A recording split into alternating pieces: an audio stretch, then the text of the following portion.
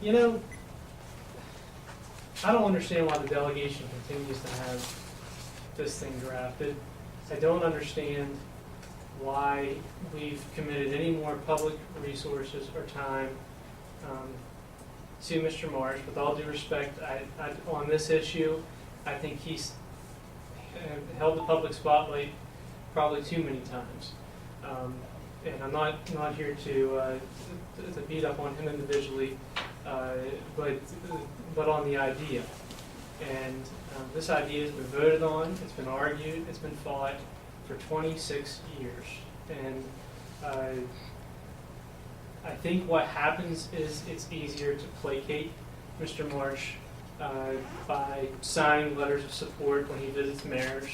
And Mayor Alexander, I want to applaud you for being a courageous leader and saying no to a constituent who doesn't necessarily know the meaning of the word no on this issue.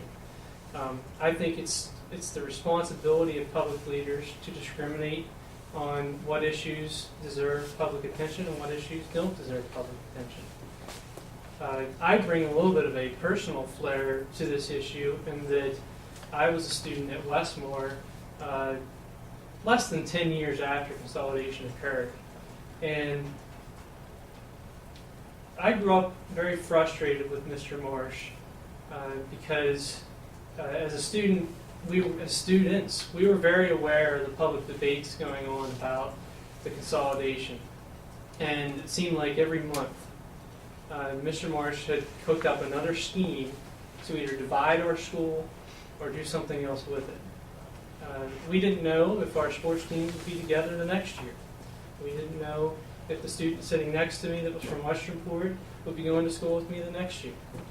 And I can tell you, I really think that affected the school spirit of Westmore. And it was very frustrating as a student in that school to continually feel that tug and war of that debate.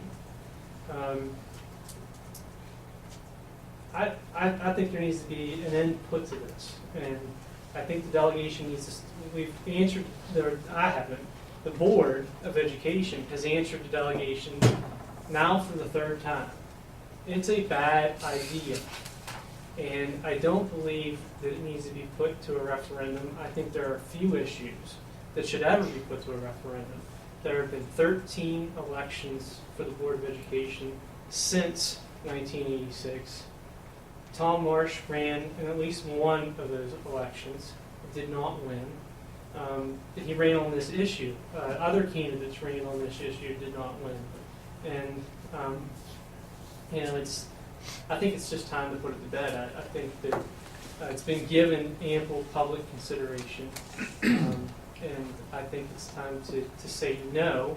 The board has said no 3 times. I kind of wish the delegation would say no, because I know they're on here tonight for me to pick on them, but stop drafting the bill so that we stop spending time on it. And unfortunately, what happens is that when you draft the bill, that indicates support for the bill. And I guess if you think the bill's a good idea, you should put the bill in the hopper, walk it across the street in Annapolis to the clerk's office, drop it in the hopper, and take it to the full General Assembly. But don't put the bill forward if you're not genuine about actually pursuing it, because there's been a lot of turmoil over the last few days about this bill and what it means. And I failed to mention, we do have a written comment from Mr. Marsh, who couldn't be here. I'm not going to read it into the record. However, it's available to the public if you want a copy of his packet of information. We will be happy to provide that to you. Mr. Llewellyn, just as a point of clarification, our delegation did not draft that bill that's being proposed. They did not do that.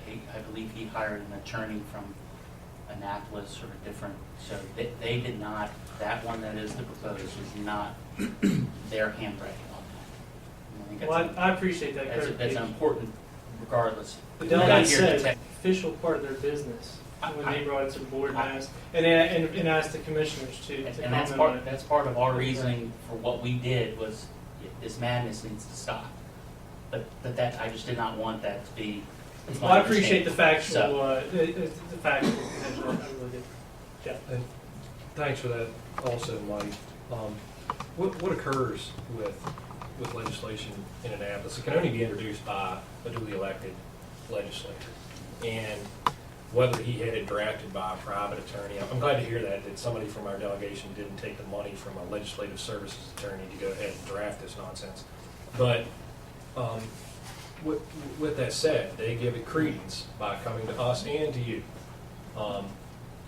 and asking again for the third time whether or not we're going to support this idea.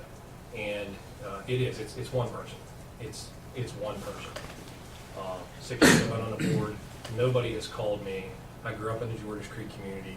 I'm very close to the issue. I was a junior in Valley High School in 1986. I was there, okay? Everybody knows that. I was there when it occurred. Completely understand all the dynamics of consolidation way better than I ever wanted to. When I first heard the word consolidation, I was on a baseball field as a sophomore, and I didn't even know what it meant, okay? So a lot of different things happened.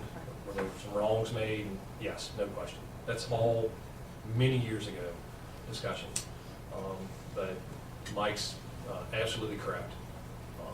It should not be given any type of credence by our delegation, considering the challenges we have with our economy, our tax base, our jobs, the budget crisis we have coming with, or have had with our Board of Education and all of our local governments with the national economy, et cetera.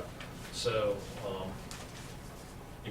we will not be giving this any credence, and we would ask that it not be presented to us again for consideration.